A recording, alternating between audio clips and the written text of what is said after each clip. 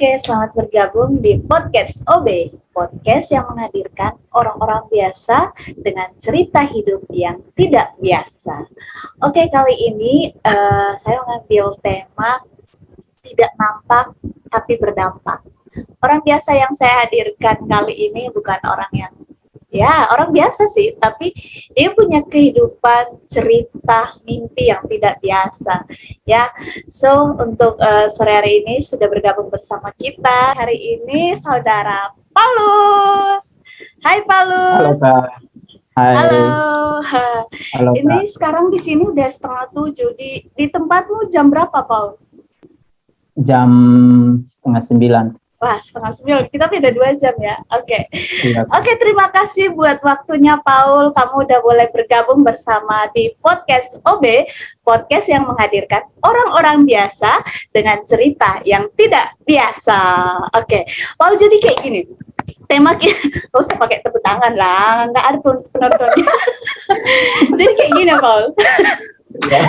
Sore hari ini tema kita itu tak nampak tapi berdampak gitu. Nah, saya ngerasa saya cocok banget ngundang kamu karena saya melihat ada sesuatu yang mungkin tidak kelihatan oleh orang luar sana, tapi sebenarnya punya dampak yang besar untuk orang-orang di sekitarmu ya. Paulus ini adalah salah satu sarjana dari salah satu kampus keguruan di Kota Malang ya, Paul ya.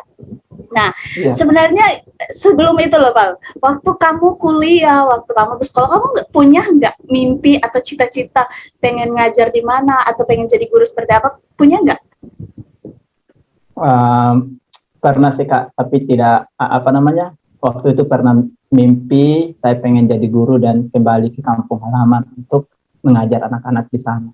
Pengen pulang ke kampung halamanmu terus ngajar di sana gitu kan. Iya. So pasti kampung halaman kamu pengen majuin, membuat orang-orang di sana jadi lebih pintar gitu ya. Nah, tapi kenyataan hari ini nggak seperti apa yang menjadi mimpimu ya. Kamu malah nggak kembali ke kampung halamanmu. Sekarang kamu lagi di mana? Saya lagi di Papua, Kak. Oh, lagi di Papua. Iya, Kak. Papua itu kan gede nih ya. Papua itu. Iya, kamu Papua sebelah mananya? Saya di Papua Selatan, Kabupaten Bovendigul. Kabupaten Bovendigul. Bovendigul ya, dekat dengan Merauke. Namanya kok keren, kayak baru dengar saya ada tempat kayak tempat-tempat Belanda gitu nggak sih? Oh, tempat sejarah. Oh, ada makam pahlawan nggak di sana? Patung Bung Hatta. Oh, Patung Bung Hatta. Oh, gini. Ada fotonya tapi saya lupa saya. Oh ya, nanti ya tolong share fotonya gitu kan. Jadi gini, Paul.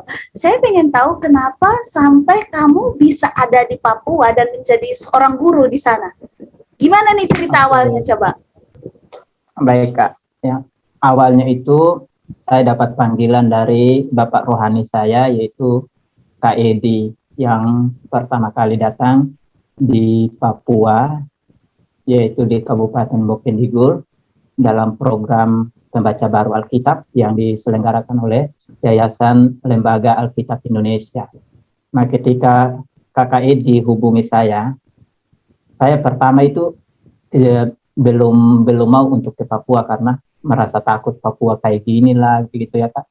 Papua, aduh kayak begini-begini. Saya nonton juga di YouTube sampai lihat tuh Papua kayak bagaimana. Gitu. Apalagi saya dapatnya itu yang dekat dengan Korowai kayak gitu. Nah itu yang membuat saya takut. Emang Korowai itu apa sih makanya kamu takut? Waktu itu pernah saya dengar cerita, nonton juga katanya yang kanibal. Oh iya. Jadi tempatmu ini dekat sama tempat yang dulunya ada kanibal gitu ya? Iya, salah satu kecamatan dari Kabupaten Bovendigul. Oke. Terus setelah itu kamu dapat panggilan, terus? Dapat panggilan, saya izin ke keluarga saya. Lalu kakak saya bilang, dari kamu saja, gimana kamu mau ke Papua atau tidak. Dengan kesana lah, tidak tahu kenapa Tuhan nyatakan nama Papua kayak gitu Pak. Dan 3 kali sebenarnya itu saya dapatkan dalam doa misi nama Papua. Dan ketika saya hubungi Kak Edi lagi, dan manajer dari program ini, PBA, sudah menghubungi saya untuk diinterview datang ke Surabaya. Dan waktu itu saya cancel karena saya bilang, aduh kayaknya saya belum siap, sampai saya WA manajer, maaf Bu, saya kayaknya belum siap untuk ke Papua. Karena mungkin karena takut juga seperti itu. Tapi lama kelamaan saya kayak macam semakin diteguhkan dengan lewat doa misi, yaitu nama Papua yang Tuhan nyatakan. Oke. Jadi kamu ke sana itu karena awalnya emang kamu berdoa gitu ya? Berdoa terus kayak punya kerinduan di sana. Terus karena udah ada lebih dulu kakak rohani mau di sana ya? Iya, betul. Pertama kamu cancel sampai akhirnya kamu ngambil lagi panggilan itu, kenapa gitu? Karena apa ya, ketika saya mau cancel kayak gitu kan, saya keluarga udah bilang, dari kamu aja, pilihan kembali kepada kamu. Dan karena ada support dari keluarga juga ya? Iya, dari keluarga juga. Dan Oke, keren. Terus kamu ke sana, kamu ke sana bukan hanya untuk apa, tapi kamu benar-benar jadi guru profesional ya, benar jadi guru yang benar-benar ngajar, yang ada muridnya dengan kurikulum yang udah pasti gitu kan ya. Kamu ke sana ngajar apa nih? SMP, SMA atau SD? Halo Kak, jadi awalnya itu saya ngajar dulu. Awalnya itu saya ngajar buta aksara kan Kak, namanya juga sebenarnya PBA itu pembaca baru Alkitab, tapi istilah lainnya adalah buta keaksaraan. Jadi saya awalnya ngajar itu anak-anak sama orang tua. Jadi anak-anak mulai yang tidak tahu baca sama sekali, baik itu yang sudah bisa baca, dan juga orang tua yang pernah sekolah dan yang pengen lagi untuk belajar baca kayak gitu. Jadi orang saya tua sempat juga ngajar yang bapak mama. Iya, saya pernah ngajar 1 tahun, saya ngajar bapak mama dulu. Kamu ke sana. Bentar. Lu sekolah, lu mau ngajar SD nih ya. Kebayang lu ngajar SD, ngadapin anak-anak SD dong. Tapi ke sana malah lu ngajar orang tua, bapak, mama, ngajar baca. Iya, Kak. Saya pernah ngajar orang tua juga. Itu ada nggak di perjanjian awal kamu interview? Kamu interview itu dikasih tahu nggak kamu bakal ngajarin orang kayak gini? Enggak? Iya, awalnya itu memang manajernya pernah bilang, Kak, kalau kamu ke sana nanti Paul, kamu akan ngajar anak-anak sama yang orang tua atau yang dewasa. Tapi luar biasanya. Jadi awalnya saya itu belum ngajar di yang formal kayak gitu, Kak. Jadi saya masih ngajar yang orang tua sama yang anak. Jadi ada istilahnya kelompok anak sama kelompok dewasa. Tuh kelompok dewasanya baca juga belajarnya? Iya, belajar baca sama menghitung juga. Tapi gini, saya mau nanya, antusias banget nggak sih orang-orang tua? Kalau kita di sini mah orang tua udah nggak waras sama yang studi atau. Tapi saya melihat kayak ada antusias yang beda. Orang tua masih mau belajar ya di sana ya? Iya, Kak. Kalau di sana itu orang tuanya antusias waktu itu. Malahan mereka bilang, mereka sering curhat ke saya. Ketika Pak Guru datang ini, saya itu loh jadi semakin semangat Pak Guru untuk ikut belajar. Selama ini saya tidak pernah belajar Pak Guru. Saya itu pengen baca Pak Guru. Itu yang ngomong kayak gitu bapak-bapak apa ibu-ibu atau anak-anak? Itu bapak-bapak sama ibu-ibu juga, Kak. Oh, ibu-ibu. Jadi kehadiranmu di sana. Ketika mereka curhat kayak gitu kan. Jadi selama ini sih ada. Halo Kak, jaringan. Dah. Aduh, jadi yang curhat waktu itu bapak mama atau bapak-bapak atau ibu-ibu yang curhat ke saya. Jadi kamu akhirnya ngajar nih ya di informal. Terus selama akhirnya kamu mulai ngajar di sekolah formal kayak SD, SMP gitu. Jadi kamu ngajar SMP Pak, SMA atau SD? Saya waktu itu ngajar SMP. Habis itu ketika SMP sama SD juga lengkap saya. Oke. Jadi gini Paul, kamu nyampe di sana, terus kamu ngajar dulu orang tua gitu ya. Setelah itu kamu masuk di sekolah formal, yang kamu ngajar SMP gitu ya. Nah, pertanyaannya saya, kamu pernah kan ngajar di Pulau Jawa ya, di Malang? Gimana kamu ngajarnya? Nah, apa beda saat kamu ngajar di Malang sama kamu waktu ngajar di Papua, itu apa bedanya? Sangat berbeda sih Kak. Kalau di Malang itu kalau sudah bilang anak SMP pasti mereka udah lancar baca, lancar menghitung. Tapi kalau di sini sekalipun mereka sudah dikatakan anak SMP tapi masih ada yang belum bisa baca sama sekali.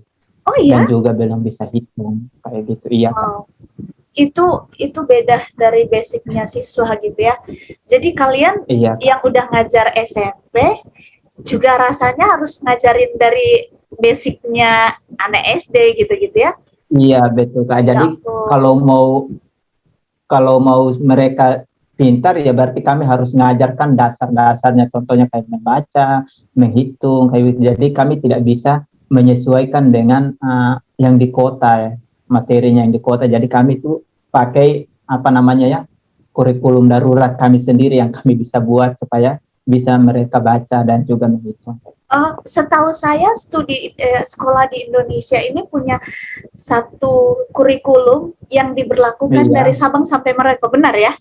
Tapi kalau iya kalian di betul. sana punya kurikulum sendiri, Ya, kami ini kayaknya itu keren nih. Kalian punya kurikulum darurat namanya. Karena iya, kurikulum yang dibuat pemerintah itu kayak nggak bisa diterima sama orang di iya sana gitu ya. betul Kak. Enggak sih? Iya, kalau Oke. misalkan anak-anak kita suruh mereka untuk kan kalau K13 itu kan Kak, siswanya yang aktif. Ya, betul. Jadi kalau mau suruh siswanya yang aktif, sedangkan siswanya tidak bisa baca, tidak bisa hitung, itu Oke. gimana caranya? Mau tidak mau kami harus cari cara sendiri supaya mereka bisa hitung Oh dan ya juga bisa ampun baca. Tuhan. Kalau sudah mereka bisa baca sedikit, bisa hitung, baru kami mulai mengajarkan materi-materi yang berkaitan dengan SMP. Kurikulum K13 ya yang sekarang berlaku ya? Iya betul. Oke, jadi sebenarnya kalian tetap pakai kurikulum K13 tapi didampingi Iya, sama kurikulum darurat yang kalian buat sendiri itu. iya betul. Iya betul. Tapi betul-betul harus kreatif ya. Oke, oke. Iya, Tapi kalau kamu sekarang tempat tinggalmu sekarang sama tempat kamu ngajar itu berapa lama? Kalau kamu dari rumah harus ke sekolah itu aksesnya berapa lama? Oke, baik. Kalau saya mau ke tempat tugas kan Kak, itu sangat lama sebenarnya. Jadi ini rumah tempat saya ngajar gimana Kak? Iya Dari maksudnya rumah yang tempat kamu sekarang tinggal yang kita lagi ngobrol. Terus kalau kamu mau iya, ngajar iya. itu butuh waktu berapa lama ke sana? Oke, kalau saya mau ke sana itu sebenarnya butuh waktu sekitar 1 hari. 1 hari? Lu dari Iya, rumah ke 1 sekolah hari. 1 hari? Keburu bubar tuh sekolah. Aduh, saya bingung Jadi kalau hari, sebentar Kak, sebentar. jadi kalau hari Senin lu mau ngajar, lu udah berangkat dari hari Minggu gitu. Serius 1 hari? Salah. Enggak salah. Ini nih, bentar. Saya punya salah satu foto. Saya cukup stalking kehidupanmu beberapa hari ini karena saya ngerasa kamu orang biasa yang perlu saya perhatikan. Nah ini nih. Ini posisi kamu mau kemana? Kok naik pesawat? Sok cantik. Ini saya mau ke tempat tugas ini Kak. Ini kamu Saya mau ke harus ikut sekolah? pesawat. Jadi kalau kamu mau ke Jadi sekolah, kamu harus naik pesawat ini? Iya, pesawat ini nanti sampai di sana kan lewat jalan darat lagi. Ini jalan daratmu yang ini? Ini bukan darat, ini jalan air. Iya, ini Jadi kalau bentar, kamu mau ke sekolahmu di kecamatan, kamu mau ke kecamatan, kamu harus naik pesawat iya. ini. Naik pesawat ini butuh waktu berapa lama sampai kamu sampai ke kecamatan? Jadi naik pesawatnya ini Kak sekitar kurang lebih 20 menit. Habis itu 20 lewat menit. sungai lagi. Ini Iya, kalau naik pesawat lebih 20 menit, ini bayarnya berapa? itu 350 Kak. 350.000. Wow. Iya, belum bagasinya kalau ada bagasi. Oh, kalau bagasi bayar lagi bagasi? Iya Kak, 1 Jadi kilo 20.000. Sekilo 20.000. Kalau setiap kali Iya. kamu ke sekolah, emang bawaanmu apa aja? Biasanya bahan makanan aja sih Kak. Bawa bahan makanan. Jadi saya ya naik ke tempat tugas cuma 1 kali aja Kak. Jadi saya lamanya di distrik. Jadi 1 kali saya naik, ya sudah itu sudah saya lamanya di kecamatan. Terus nanti kalau udah nggak ngajar balik lagi gitu ya? Iya, kalau udah libur baru balik lagi ke kota. Oke, jadi kalau kamu mau ke kecamatan, kamu naik pesawat ini yang harganya 350.000. Benar. Iya, betul. Oke, dengan bagasi kalau kamu bawa makanannya banyak, sekilo 20.000. Iya betul Kak. Nah, sekali kalau kamu flying ke kecamatan, kamu bayar berapa tuh? Jadi kalau saya ini kan pesawatnya turun di dusunnya Kak, bukan di kecamatannya. Ada dusunnya satu lagi kayak RT dia sebenarnya, tapi ada bandaranya. Wah, ini paling keren. Nah, Cuman di Papua ada tempat iya betul bandara Kak. di RT ya. Iya Luar betul Kak. biasa. Oke, oke. Jadi kami turun di RT ini namanya bandara apa Danuwage. Oke. Danuwage kami turun di Danuwage-nya baru kami pakai perahu lewat sungai. Ini ceritanya ini. Foto yang iya yang ini Kak. Oke. Ini perjalanannya kurang lebih 3 jam lah Kak. Jadi habis naik pesawat 20 menit dengan duit 300.000, kamu harus Iya. naik kapal ya perahu ini perjalanannya 3 jam. Iya betul Kak. Wow. Ini naik perahu ini bayar nggak? Bayar Pak. Bayar. Kalau mau ngambil, iya kalau langsung di RT-nya situ berarti 5 juta. 5 juta. 5 juta. Iya betul Kak, 5 juta. Kamu sekali naik, tadi teh naiknya 300.000 nih, 300.000. Iya. Terus Iya, Kak. naik ini 3 jam ini buat sampai ke desamu, ke kecamatan. Iya Kak. Iya. Nah, naik dari kamu tempat landing pesawat sampai ke kecamatan naik ini, kamu bayar berapa? Itu 5 juta Kak. 5 juta. Iya.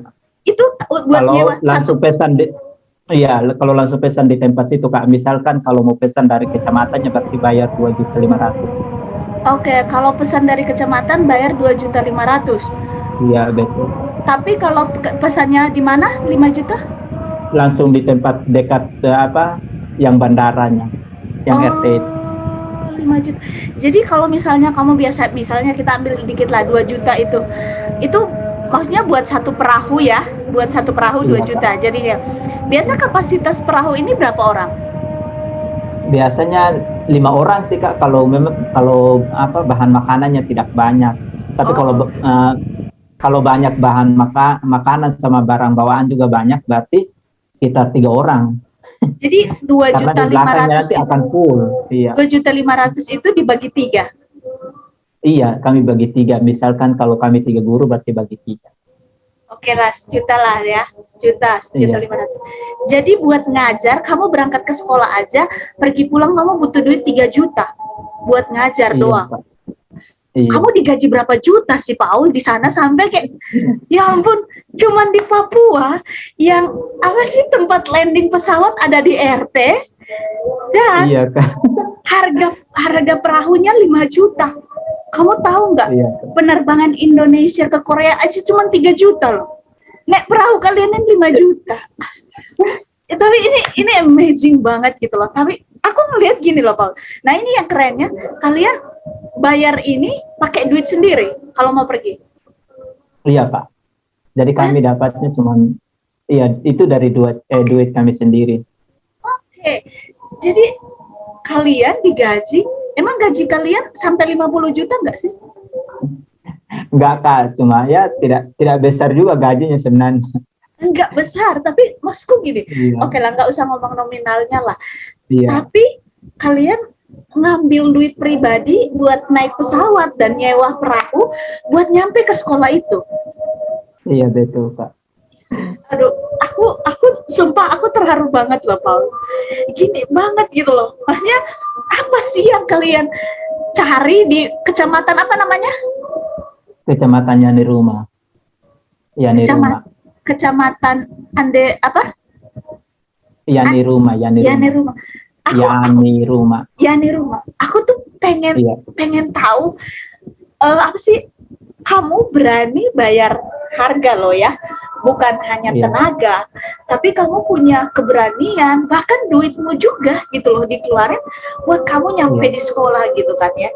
Aku tuh pengen tahu banget apa sih yang membuat kamu sampai ngelakuin semua itu, dan aku yakin nggak semua orang bisa ngelakuin ini loh Paul.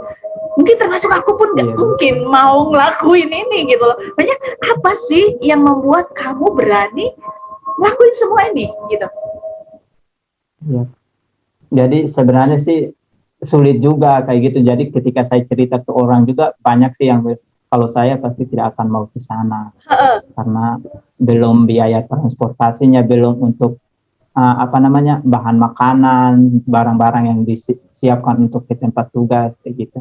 Tapi saya juga sebenarnya berat sebenarnya untuk mau ke sana, tapi mengingat lagi dengan masih ada di sana yang sangat membutuhkan pendidikan. Mereka membutuhkan support atau dari seorang guru yang benar-benar terus mendukung mereka. Apalagi kalau kita tahu di pedalaman itu kan kalau tidak ada guru, mereka tidak akan bisa baca, tidak bisa hitung. Itu yang terus ada dalam pikiran saya.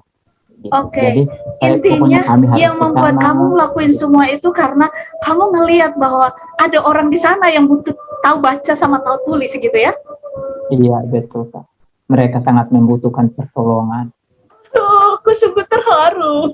Sumpah ini terharu banget. Jadi gini, Pak, kamu nyampe di sana. Kalau kamu udah sampai di kecamatan, kamu bisa stay di sana berapa lama sampai kamu harus balik lagi ke tempatmu sekarang? Kadang kami sampai 8 bulan kayak gitu. Oke. Kadang hampir 11 bulan, hampir setahun lah. Kalau kami udah naik, ya udah pasti lamanya di sana, betah di sana. Kalau udah nyampe kecamatan kalian, kalau nyampe kecamatan kalian tinggalnya di mana? Ada mes guru Kak. Ada mes. Iya. Tapi bahan itu dari kayu, dari papan. Dari kayu. Jadi kalian tinggal di papan dan kayu. tapi saya merasa gini loh.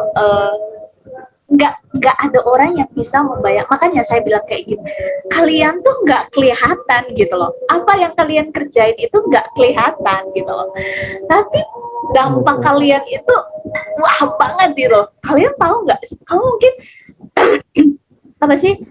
masih belum kebayang berapa orang-orang yang kamu ngajar ini nantinya jadi apa gitu ya, jadi seperti apa gitu kan. Nah ini yang saya mau bilang, bahwa kalian itu nggak kelihatan tapi berdampak gitu loh. Nah ini Pak, kamu kan ini masa pandemi ya, yang dimana kalau di Pulau Jawa ini semuanya pada online ya, daring gitu kan ya, semua pelajaran dilakukan online. Nah perkara kurikulum aja kalian udah beda banget tuh ya, kurikulum darurat ya. Nah, kalau kalian di sana ngadapin sekolah gimana? Dalam kondisi pandemi yang nggak boleh saling ketemu. Tapi di sana jaringannya gimana? Jaringan internet atau itu tersedia nggak fasilitas-fasilitas itu? Baik, kalau di sana belum ada jaringan internet, jaringan telepon saja belum ada. Nggak ada jaringan teleponmu? Iya, nggak ada. Jadi kalau kamu udah nyampe tempat ngajar, kamu udah nggak bisa komunikasi sama keluarga, sama siapapun udah nggak bisa? Iya, nggak bisa lagi. Kamu udah kayak anak hilang benar-benar ya kalau udah nyampe di sana ya. Terus gimana? Kan itu udah nggak ada internet nih. Terus gimana kalian tetap sekolah atau libur gitu? Kami tetap ke sekolah, Kak, tapi tidak setiap hari. Hanya beberapa hari untuk tatap muka dengan anak-anak murid. Itu pun juga mungkin sebentar aja. Oh, tapi supaya tetap ada aktivitas ngajarnya, kalian tetap sekolah, tapi waktunya dikurangi gitu-gitu ya? Iya, betul. Gini, Pak, kamu di Malang makannya serba ada nih ya. Kamu bisa nge-GoFood, nge-Grab, makan di mana gitulah ya. Nah, aku pengen tahu nih, apa makanan favoritmu saat kamu ada di sana? Sayur gedi. Sayur gedi? Iya. Apa sih sayur gedi itu? Dia kayak berlendir-berlendir gitu, Kak. Tapi kalau tumis dipakai cabai itu enak. Oke, dia berlendir mendengar saja. Sama ada ini Bu Lilin, Kak. Kita pernah sama-sama ada di dalam suatu organisasi lah ya. Kita suka makan geprek, lalapan gitu lah ya. Kalau lagi meeting gitu kan, itu makanan favorit kita, lalapan. Nah sekarang kamu malah makanan favoritmu sayur gedi. Oke. Kalau kamu udah di kecamatan, kalian makannya gimana? Ngambil dari hasil hutan gitu-gitu atau? Ya, kadang ada anak murid juga yang antar kayak gitu. Kadang kami juga sama-sama dengan anak murid untuk cari sayur, untuk menghilangkan rasa jenuh. Jadi sekolah kalian bukan hanya ngajar di kelas, tapi Iya, ikut betul. ngambil makanan, nyari-nyari makanan Iya, di hutan iya, gitu. Di hutan iya. gitu? Ketika di hutan Kak. Jadi ada kebun masyarakat juga kami ngambil di sana. Selain ketika ngambil sayur kan di jalan kami sambil cerita-cerita, sambil nasihat anak-anak. Kayak gitu. Jadi kalian harus. Saya percaya loh Paulen. Mungkin hari ini, saya udah kayak pengen nangis. Mungkin hari ini orang nggak ada yang tahu apa yang kalian lakukan gitu loh.